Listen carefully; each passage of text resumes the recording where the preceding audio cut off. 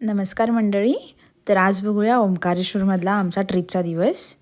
आम्ही पहाटे पहाटेच निघालो दर्शनाला, कारण वीकेंड होता आणि खूप गर्दी झाली असती नंतर. हाच आहे तो ब्रिज जो नर्मदा नदीच्या पुलावरती आहे आणि थेट आम्हाला मंदिरामध्ये पोचवतो.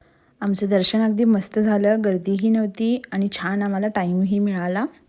त्यानंतर आम्ही सियासोबत थोडे फोटोज काढून घेतले. मग आम्ही निघालो ममलेश्वर मंदिरात. तिकडचं दर्शन घेतलं आणि आमच्या छोट्या सियाला आशीर्वाद म्हणून तिकडच्या भटजींनी हा हार दिला होता आणि तो तिला खूप आवडला होता आणि पूर्ण वेळ ती तो हातात घेऊनच फिरत होती. ओंकारेश्वर ज्योतिर्लिंग हे 12 ज्योतिर्लिंगापैकी एक पवित्र ज्योतिर्लिंग असून तेथील शिवलिंग हे स्वयंप्रकट झालेले आहे. हे मंदिर नर्मदा बेटावर ओमच्या आकाराचे आहे, यामुळे याला ओंकारेश्वर ज्योतिर्लिंग असे म्हणतात. त्यानंतर आम्ही तिथेच नाश्ता केला आणि आम्ही निघालो उज्जैनला. हा प्रवास 4 ते 5 तासाचा होता. त्यामध्ये तर सिया झोपली होती आणि थोडा वेळ तिची मस्ती सुरू होती. फायनली आम्ही उज्जैनला पोहोचलो. पुढे काय झालं बघूयात पार्ट 3 मध्ये.